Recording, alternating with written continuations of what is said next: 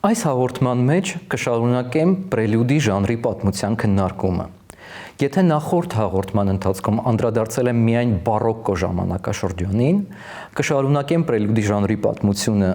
բարոկկոից անդին, հասնելով ընդհուպ մինչև 20-րդ դար։ Այս ճամփորդությունը կսկսեմ 18-րդ դարի կեսերից, երբ աստիճանական անցում էր կատարվում բարոկկոից դեպի երաժշտական կլասիցիզմ։ Առհասարակ, երաժշտության պատմությունը մանրամասնորեն ուսումնասիրելիս կարող ենք հանդիպել երկու տեսակի հեղինակներին։ Առաջի տեսակը դա այսպես կոչված mainstream-ն է, կոմպոզիտորներ, որոնք հսկայական ազդեցություն են ունեցել երաժշտության պատմության ընթացքի վրա։ Երկրորդ դեպքը դա այսպես կոչված տարօրինակություններն են, որոնք հանդես են եկել որպես մեծապես օժտված, շատ հետաքրքիր, սակայն պատմական զարգացումը չունեցած առանձին անհատներ։ Ահա այսպիսի անհատներից էր 18-րդ դարի կեսերին ապրած ֆլամանդացի հեղինակ Մաթիաս վան դեն Գեյնը, որի անունը հավանաբար ծանոթ չէ շատերին։ Վան դեն Գեյնը եղել է երգեհոնահար, սակայն նվագել է ևս մի գործիք, որը բավականին հազվագյուտ եւ քիչ տարածված գործիք է։ Այդ գործիքը կարիլիոնն է։ Կարիլիոնը զանգաշար է, որը նվագվում է ստեղնաշարի միջոցով։ Այսինքն խրոմատիկ լարվածքով զանգերի շարքը շարժման մեջ է դրվում ստեղնաշարի կողմից, որը նվագվում է ոչ թե մատներով, այլ կատարողի ձեռքի ափով կամ բռունցքներով։ Կարիլիոնով հնարավոր էր կատարել ցանկացած երաժշտություն, բայց Կարիլիոնի համար հատուկ գրված ստեղծագործությունները շատ քիչ են։ Եվ հավանաբար Մաթիաս վան դեն Գեյնը որոշեց լրացնել այդ բացը եւ գրեց 11 պրելյուդների շարք այս գործիքի համար։ Վան դեն Գեյնի պրելյուդներում հատկանշական է մի բան, որ այս պրելյուդները հանդես չեն գալիս որպես խոշոր ստեղծագործությունների բացումներ, այլ առանձին ստեղծագործություններ են։ Կլասիցիզմի ժամանակաշրջանը հայտնի է շատ երաժշտական ժանրերի վերափոխումով։ Սակայն պրելյուդի ժանրում կարծես կլասիցիզմի ընթացքում նոր խոսք չեղավ։ Իրավիճակը փոխվեց ռոմանտիզմի դարաշրջանում։ Պրելյուդի ժանրին անդրադարձած ռոմանտիկ առաջին կարևորագույն կոմպոզիտորներից էր Ֆրիդերիկ Շոպենը, ով Բախի պրելյուդ եւ ֆուգաների օրինակով գրեց 24 դաշնամուրային պրելյուդ առանց ֆուգաների, որոնք նույնպես դասավորված էին ըստ 24 տարբեր տոնայնությունների։ Շոպենի պրելյուդները շատ հատկանշական ստեղծագործություններ են։ 19-րդ դարը հայտնի էր որպես վիրտուոզների դար եւ 19-րդ դարի կարևորագույն վիրտուոզներից էր նաեւ Ֆրիդերիկ Շոպենը։ Նա հայտնի է որպես դաշնամուրի ասպետ, դաշնամուրի բանաստեղծ, դաշնամուրին իր ստեղծագործության մեծ մասը նվիրած կոմպոզիտոր։ Սակայն պրելյուդները հանդես են գալիս որպես Շոպենի յուրատեսակ ստեղծագործական լաբորատորիա, որպես ստեղծագործական փորձասենյակ։ Նրանք ավելի կարճ են, քան Շոպենի ցանկացած այլ տեսակի ստեղծագործությունները եւ անհամեմատ ավելի բազմազան։ Դրանք հանդես են գալիս որպես Շոպենի ողջ կյանքի ընթացքում տարբեր հյուսվածքներին, տարբեր ռիթմերին, տարբեր կառուցման մոդելներին կատարված անդրադարձների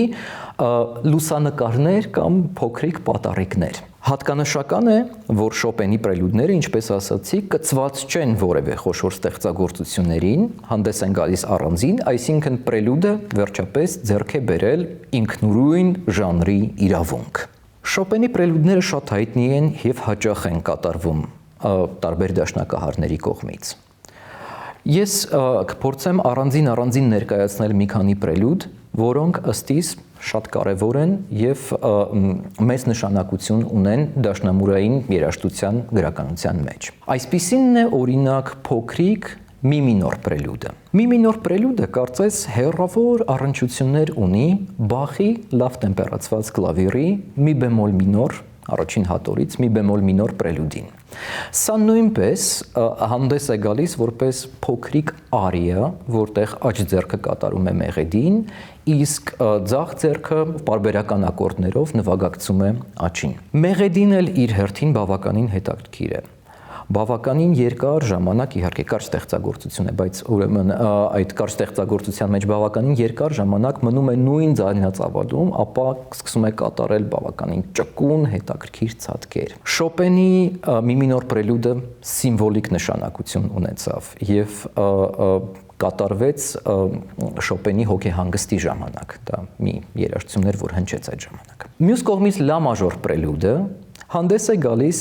պարային ձևով, որպես յուրօրինակ մազուրկա։ Շոպենը բազմաթիվ մազուրկաների հեղինակ է։ Միևնույն ժամանակ լա մաժոր պրելյուդը ունի այսպես կոչված երաժշտական պարբերության ձև։ Ինչ է նշանակում պարբերություն։ Երաժշտությունը շատ մեծ կապեր ունի բառի, խոսքի հետ, մասնավորապես պոեզիայի հետ։ Եվ ճիշտ այն դերը, որը բանաստեղծության մեջ կարող է խաղալ քառատողը, երաժշտության մեջ խաղում է պարբերությունը։ Պարբերությունը ավարտուն երաժշտական միտք է։ Իհարկե, խոշոր երաժշտական ստեղծագործությունները բաղկացած են բազմաթիվ պարբերություններից։ Շոպենի լա մաժոր պրելյուդը բաղկացած է մեկ ամբողջական պարբերությունից։ Այդ պարբերությանը մենք հեշտ կարող ենք հետևել ուշադրություն դարձնելով երաժշտական ֆրազներին։ Այդ ֆրազները գումարվում են իրար բանաստեղծական քառատողի նման, որտեղ կուլմինացիան ընկած է նախավերջին տողում։ Մյուս կողմից ֆա դիեզ մինոր պրելյուդը, որը պորտկուն բնույթ ունի, որը շատ արագ է, համահունչ է նույն Ֆրիդերիկ Շոպենի դաշնամուրային էտյուդներին։ Այստեղ մենք կարող ենք լսել այդ էտյուդներին հատուկ ճախրանքը, վիրտուոզային փայլը։ Ամենաերկար պրելյուդն է հայտնի ռե բեմոլ մաժոր պրելյուդը, որի հետ կապված են տարբեր պատմություններ, առասպելներ, ասում են, որ Շոպենը գրեց այս պրելյուդը իր տեսած մի երազի հիման վրա։ Այս պրելյուդում մենք լսում ենք միևնույն նոտայի հաճախակի պարբերական կրկնություն, որը կարծես դառնում է ամբողջ երաժշտության հիմքը։ Ֆա մինոր պրելյուդը ամենածայտուն ստեղծագործություններից է շարքում ամենաանհանգիստ, որտեղ ռիթմերը, երաժշտական հյուսվածքները անընդհատ փոփոխվում են։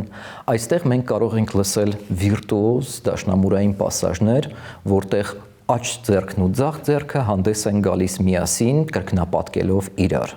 Նման կառուցում մենք հետագայում կարող ենք տեսնել Շոպենի սոնատներում, մասնավորապես նրա հայտնի երկրորդ սի բեմոլ մինոր սոնատի վերջին մասում։ Վերջապես դո մինոր պրելյուդը ևս հատկանշական կառուցվածք ունի, այն գրված է խորալային ձևով, այսինքն երաժշտությունը հանդես է գալիս միայն ակորդային շարադրանքով եւ հիշեցնում է սկո քայլերգ։ Այս պրելյուդը ունեցավ նաև երկրորդ կյանք, երբ ռուս կոմպոզիտոր Սերգեյ Ռախմանինովը օգտագործեց այն որպես վարիացիաների թեմա։ Պրելյուդի ժանրի մի տարօրինակ օգտագործման դեպք է Ռիխարդ Վագների Տրիստան եւ Իզոլդե օպերայի պրելյուդը։ Ինչու եմ այս դեպքը համարում տարօրինակ։ Հայտնի է, որ օպերաները հիմնականում բացվում են այսպես կոչված նախերգանքներով կամ ուվերտյուրաներով։ Ընդ որում ուվերտյուրաները բավականին երկար պատմություն ունեին, բարոկո օպերաներում դրանք պարզապես հանդիսավոր բացում էին, հետագայում 18-րդ դարի կեսերից ի վեր կոմպոզիտորները սկսեցին կապել նախերգանքների բովանդակությունը ամբողջ օպերայի բովանդակության հետ, այսինքն կախված այն բանից, թե օպերան ողբերգական էր, թե կոմիկական, ներածության երաժշտությունը կարող էր փոփոխվել եւ ստանալ տարբեր բնույթներ եւ կարծես ծառայում էր որպես օպերայի տրամադրությանը այսպիսի մի հետաքրքիր գործիքային ներածություն։ Վագները միտումնավոր իր Տրիստան եւ Իզոլդե օպերայի նախերգանքը անվանում է պրելյուդ։ Կարելի է անverջ փորձել դատողություններ եւ եզրակացություններ կատարել, թե ինչու է Վագները այս նախերգանքին պրելյուդ անվանումը տալիս։ Վագները այն հեղինակներից էր, ով իր երաժշտության մեջ անդրադարձել է այսպես կոչված լայթմոտիվների համակարգին։ Այսինքն նրա օպերայի յուրաքանչյուր հերոսը, յուրաքանչյուր զգացմունքը, երբեմն յուրաքանչյուր առարկա կամ ուներ իր հետ զուգորդվող որոշակի երաժշտական գաղափար, որը արտահայտված էր մեղեդային տեսքով կամ ակորդների շարքի տեսքով եւ այլն։ Նման բան մենք կարող ենք տեսնել նաեւ Տրիստան եւ Իզոլդե օպերայի պրելյուդի մեջ։ Այս պրելյուդում կարծես ամբողջացված են օպերայի ընթացքում հետագայում հնչող բոլոր լայթմոտիվները եւ պրելյուդը կարելի է դիտարկել որպես այդպիսի հանրագումար։ Պրելյուդը խիստ նորարարական ստեղծագործություն է։ Դրա բացումից ի վեր մենք կարող ենք տեսնել ապշեցուցիչ հարմոնիկ կառուցվածք, հետաքրքիր առանձնահատկություններ, մասնավորապես պրելյուդը բացող առաջին ակորդը, որը պատմության մեջ մտավ որպես Տրիստան ակորդը դա բավականին դիսոնանտ հնչող ակորդ է, որը խիստ այսպես կոչված լուծման կարիք է պահանջում եւ այս լուծումը ստանում է միայն ուրեմն շատ ավելի հետո պրելյուդի վերջում միայն ամբողջ երաժշտությունը կարծես կարոտի անհասանելին ձգտելու մարմնավորում է եւ պատահական չէ որ 21-րդ դարի կինեմատոգրաֆում կար բավականին հետաքրքիր անդրադարձ Վագների Տրիստան եւ Իզոլդեի պրելյուդին, մասնավորապես Լարս ֆոն Տրիրի Մելանխոլիա կինոնկարում մենք կարող ենք այս պրելյուդը լսել ամբողջությամբ ֆիլմի հենց ամենասկզբում։ Վագների երաժշտությունը հսկայական նշանակություն ունեցավ 19-րդ դարավերջի ամբողջ դասական երաժշտարվեստի համար։ Կոմպոզիտորները կարծես բաժանվել են տարբեր բևեռների, տարբեր ճամբարների։ Նրանցից ոմանք աջակցում էին Վագներին, ընդունում էին նրա տեսակետները եւ շարունակում եւ զարգացնում դրանք, ուրիշները հանդես էին գալիս որպես Վագների հակառակորդներ։ Այդպիսի շարունակողներից էր, թեև շատ յուրօրինակ, ֆրանսիացի կոմպոզիտոր Սեզար Ֆրանկը։ Ֆրանկը իրականում ծագումով բելգիացի էր, բայց իր կյանքի մեծ մասը անցկացրել է Ֆրանսիայում։ Ֆրանկը երգեհոնահար էր, այսինքն որպես կոմպոզիտոր եւ որպես կատարող շատ էր առնչվում բարոկկո շրջանի երաժշտությանը,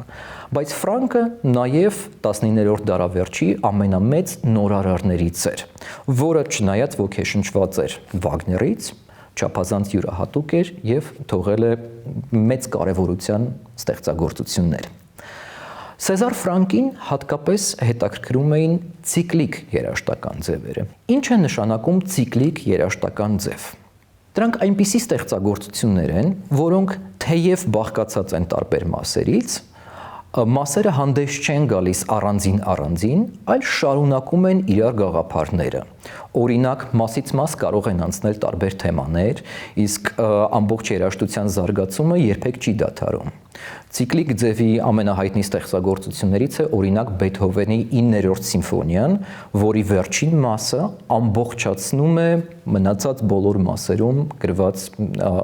երաժշտական թեմաները։ Այսպիսի մի ստեղծագործություն է Սեզար Ֆրանկի դաշնամուրային շարքը, որը բավականին կոնկրետ ժանրային վերնագիր ունի՝ պրելյուդ, խորալ եւ ֆուգա։ Թեպետ 3 մասերը կցված են իրար, շարունակում են իրար, անցնում են մեկը մյուսի մեջ, նրանք բավականին առանձին են, ունեն հստակ ուրվագծված թեմաներ, իսկ ֆուգան, վերջին մասը, ամբողջացնում է թե պրելյուդում եւ թե խորալում հնչող երաժշտական թեմաները։ Ֆրանկի պրելյուդը, խորալ եւ ֆուգան վիրտուոզային ստեղծագործություն է եւ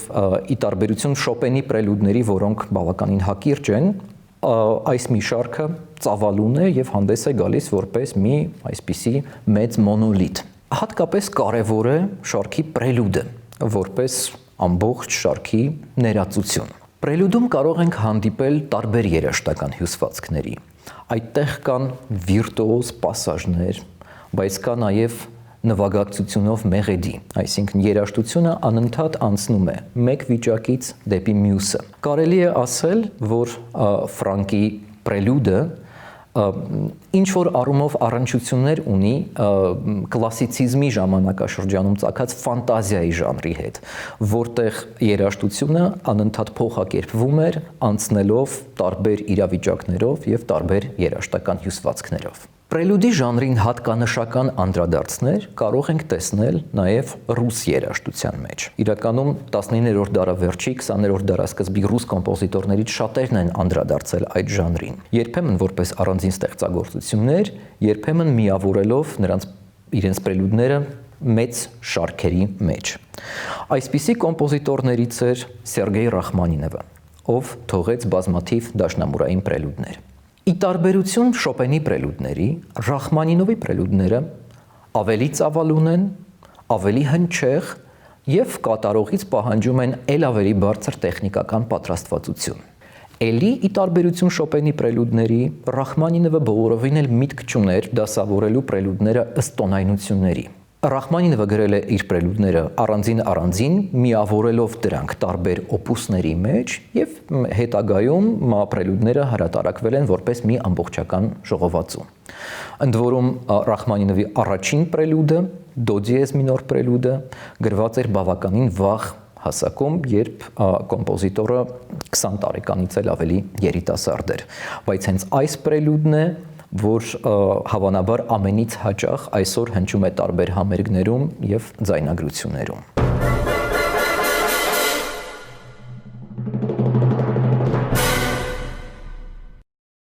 Պրելյուդների մեկ այլ կարևոր շարք են ֆրանսիացի կոմպոզիտոր Կլոդ Դեբյուսիի 24 դաշնամուրային պրելյուդները։ Առհասարակ 24 թիվը ենթադրում է հնարավոր տոնայնությունների քանակ, սակայն Դեբյուսիի երաժշտությունը, իսկ պրելյուդների շարքը գրվել է 1909-ից 12 թիվը, աստիճանաբար հրաժարվում են տոնայնության գաղափարից, հօգուտ միջնադարյան երաժշտական ձայնակարգերի կամ այլ տոնայնական կառույցների։ Եվ Դեբյուսիի պրելյուդները, ի տարբերություն Շոպենի, Սկրիաբինի, Ռախմանինովի պրելյուդների, այլևս տոնայնություններով դասավորված չեն։ Փոխարենը Դեբյուսին որպես իմպրեսիոնիստ կոմպոզիտոր, չնայած Դեբյուսին ինքը չէր սիրում այդ բառը, տալիս է իր ստեղծագործություններին կերպարային վերնագիրներ։ Այդ վերնագիրներից են օրինակ Ջրասույզ տաճարը, Առագաստները, Քայլեր ձյան վրա եւ այլն։ Յուրաքանչյուր պրելյուդը ունի այսպիսի մի վերնագիր։ Սակայն Դեբյուսին նաև չէր ուզում թելադրել ունկնդրին իր կամքը որպես կոմպոզիտոր։ Եվ այսպիսի մի հետաքրքիր փորձ է կատարում, որը որ Դեբյուսիի պրելյուդները բացառիկ է դարձնում, վերնագիրներ տեղադրելու ոչ թե ստեղծագործությունների սկզբում, ինչպես դա սովորաբար արվում է, այլ պիեսաների վերջերում։ Իհարկե, այսօր մենք գիտենք Դեբյուսիի պրելյուդները իրենց անուններով, սակայն սա հերթական մի հետաքրքիր էքսպերիմենտ է, որ արվել է Դեբյուսիի կողմից, եւ որը ցույց է տալիս, որ նրա երաժշտությունը որքան էլ կերպարային է, այնքան էլ այդ կերպարները չէին պլանավորվել կոմպոզիտորի կողմից որպես ընդմիշտ ֆիքսված, եւ յուրաքանչյուր ունկնդիր կարող է ցուցաբերել իր երևակայությունը Դեբյուսիի երաժշտությունը լսելիս։ Ռախմանինովը ռուսական հեղափոխությունից հետո ստիպված եղավ լքել Ռուսաստանը։ Միևնույն ժամանակ դժվար թե գտնվի որևէ այլ կոմպոզիտոր, որը այդպիսի ամուր կապերով կապված լինի Ռուսաստանի, դրա երաժշտության, դրա առհասարակ հնչողական աուրայի հետ, եւ որի երաժշտությունը այդքան զուգորդված լինի ռուսական մշակույթի հետ, ինչպես որպես այդ մշակույթի խորհրդանիշներից մեկը։ Ռախմանինովի պրելյուդներում մենք կարող ենք տեսնել ռուսական մշակույթի հետ զանազան կապեր։ Դրանք արտահայտվել են նաեւ որպես մի շատ հատկանշական ավանդույթի դաշնամուրային մարմնավորում։ Այդ ավանդույթը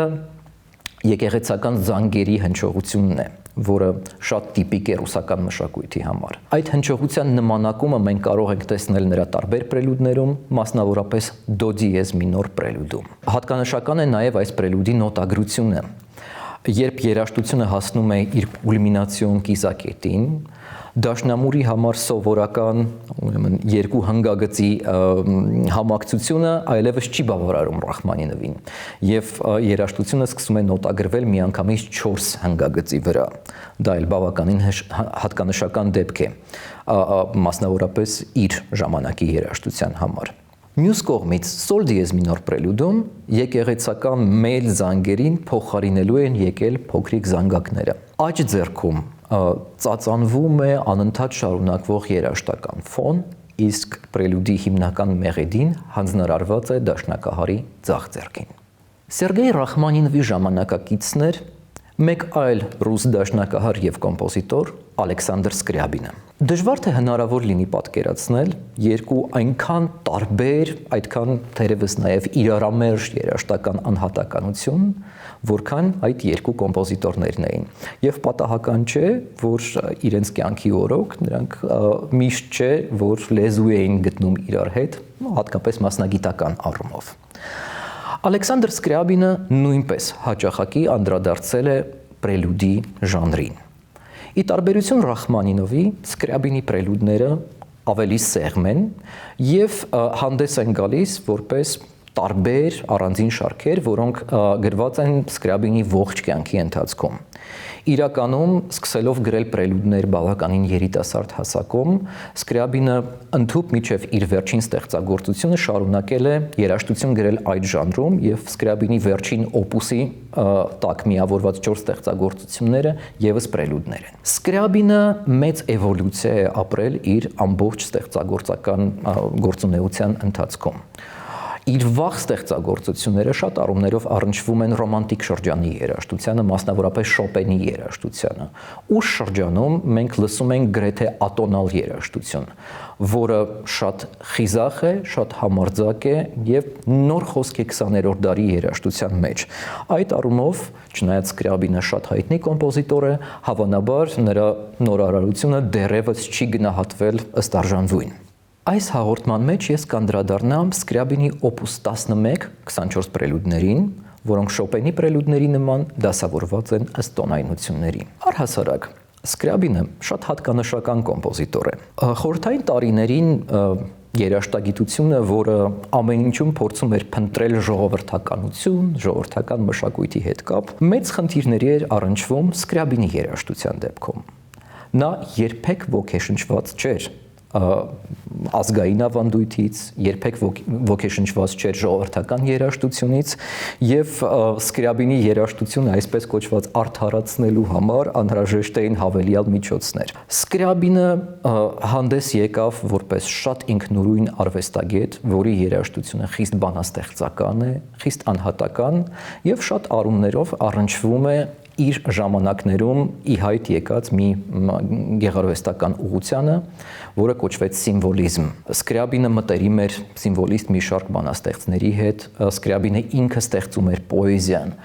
եւ այս պոեզիայի արձագանքները լսելի են նրա պրելյուդներում։ Պրելյուդների երաժշտությունը շատ ճկուն եւ յուրատեսակ է։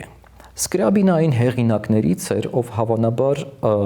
չէր կարող եւ չէր էլ ցանկանում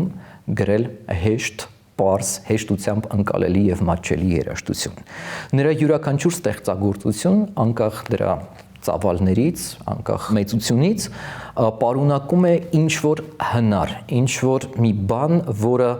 տարօրինակացնում է այդ երաժշտությունը։ Եվ այս հնարները մենք կարող ենք լսել օպուս 11 պրելյուդներում։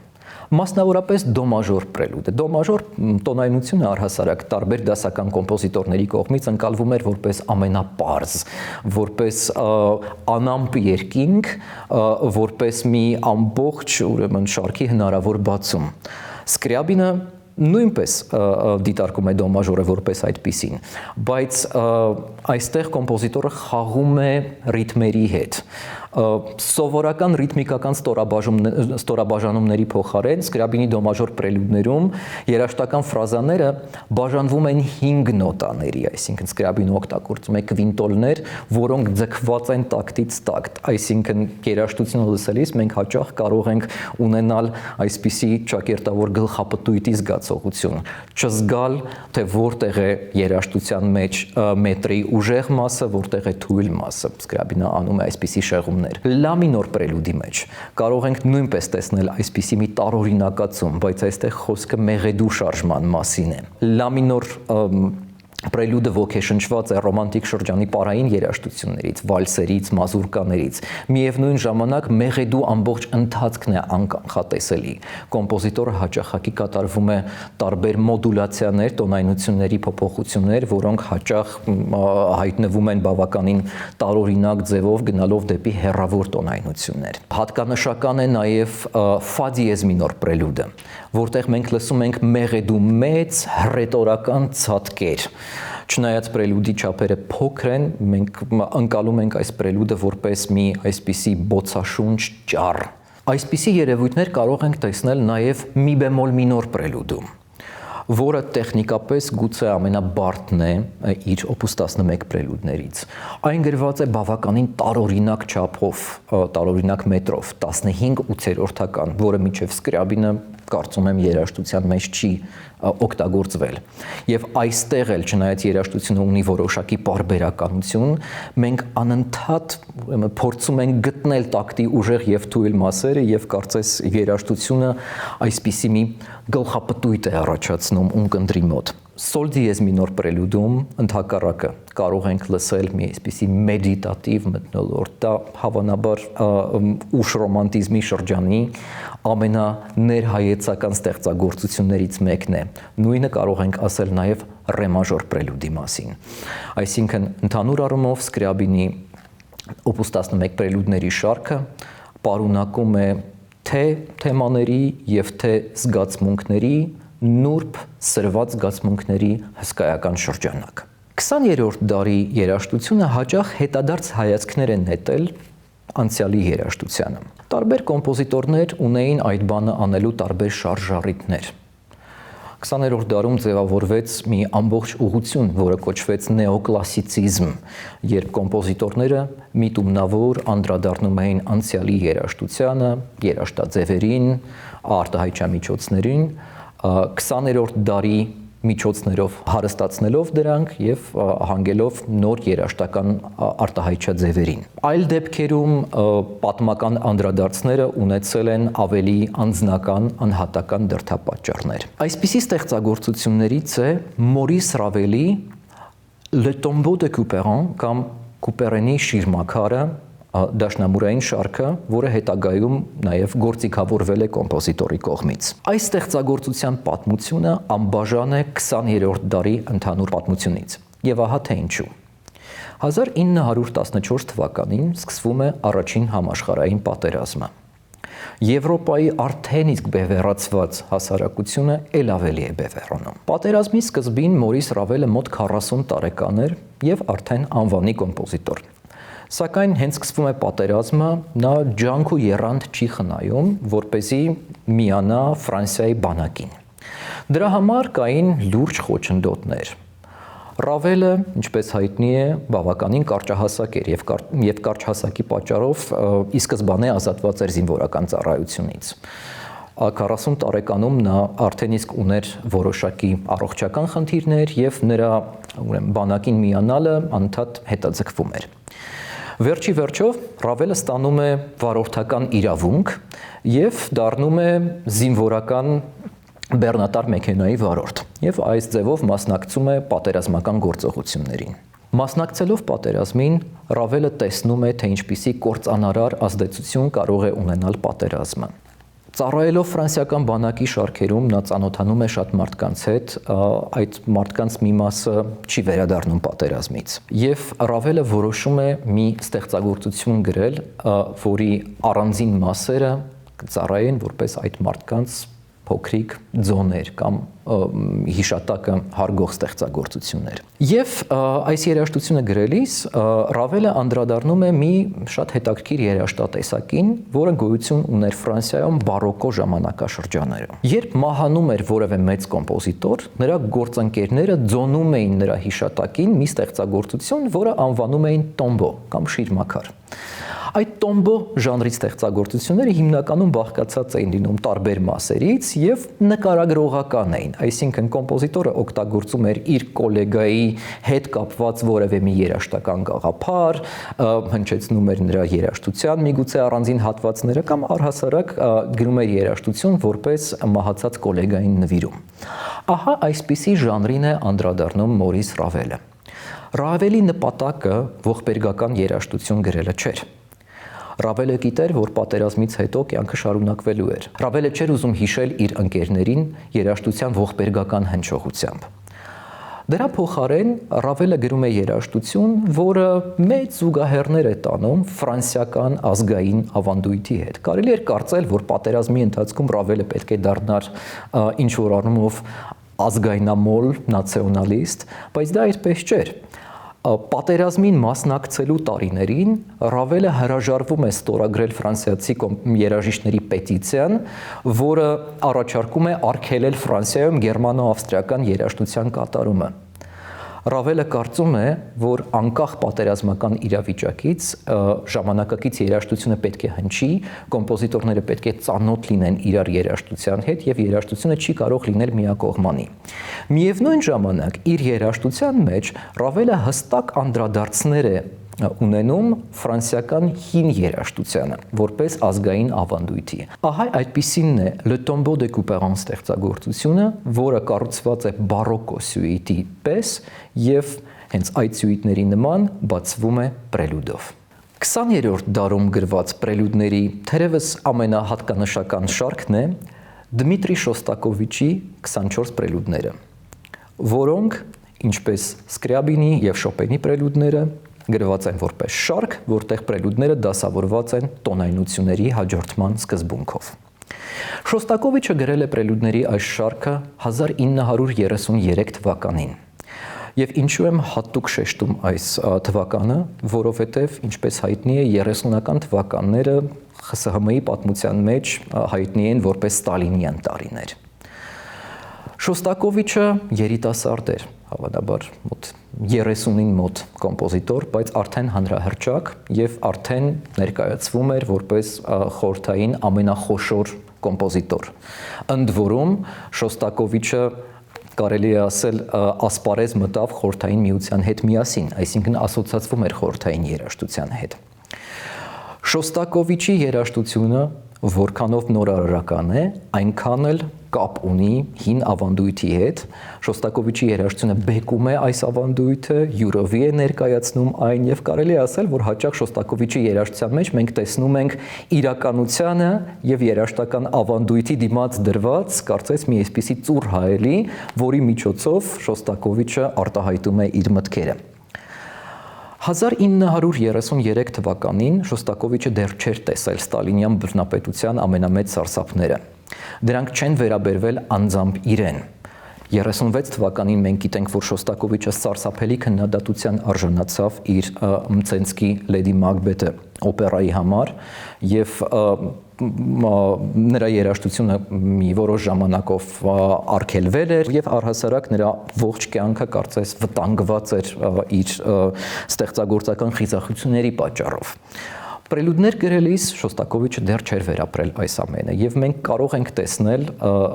այս շարքում մի այսպիսի պարզ, հասարակ, բաց, անգամ երբեմն բերկրանքի նոտաներ։ Ճիշտ է, որ Շոստակովիչը անսահմանորեն իրոնիկ է եւ նրա իրոնիայի, նրա հեգնանքի նշույլները նույնպես կարող ենք տեսնել պրելյուդների շարքում։ Շոստակովիչի պրելյուդներում մենք կարող ենք լսել հեռավոր արձագանքներ իրեն շրջապատող երաժշտական միջավայրից բխած երաժշտության։ Այսպես նա յուրովի ներկայացնում է իր որոշ պրելյուդներում այն երաժշտատեսակները, որ հավանաբար 1930-ականների սովետական քաղաքացին կարող էր լսել ռադիոյով որպես ոգեշնչող, այսպես կոչված մոտիվացիոն երաժշտություն։ Շոստակովիչը չափազանց սարկաստիկ է վերաբերվում այդ երաժշտատեսակների հետ, լցնում դրանք դիսոնանսներով, հաղորդում դրանց անսպասելի լուծումներ։ Մյուս կողմից որոշ պրելյուդներում կարող ենք տեսնել ողբերգականության խորքերը։ Օրինակ մի բեմոլ մինոր պրելյուդում մենք կարող ենք տեսնել մի այսպիսի երաժշտության տագնապալի, մութ, սքոք հայելերքին մոտեցող ներաշխար։ Շոստակովիչը երբեմն միացնում է այն երևույթները, որոնք անմիավորելի են թվում։ Օրինակ սոլ դիեզ մինոր պրելյուդում մենք կարող ենք տեսնել մի կողմից Բախի երաժշտության արձագանքները, մյուս կողմից ռուսական ֆոլկլորի արձագանքներ։ Այդ առումով Շոստակովիչին թերևս կարելի է դիտարկել որպես խորհրդային միության ուշ շրջանում խորհրդային երաժշտության մեջ տարածված բազմավոճության պոլիստիլիստիկայի նախասկիզբ։ Այս միտումները նույնպես կարող ենք տեսնել Շոստակովիչի պրելյուդներում։ Վերջապես,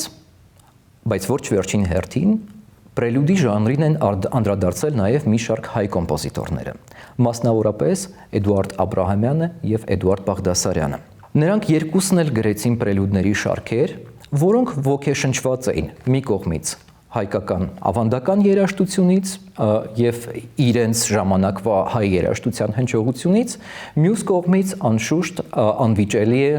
ռուս կոմպոզիտորների, մասնավորապես Ռախմանինովի եւ Սկրյաբինի երաժշտության ազդեցությունը։ Ռուս կոմպոզիտորների երաժշտության հետ ակնհայտ կապերը հատկապես լսելի են Էդուարդ Աբրահամյանի պրելյուդներում։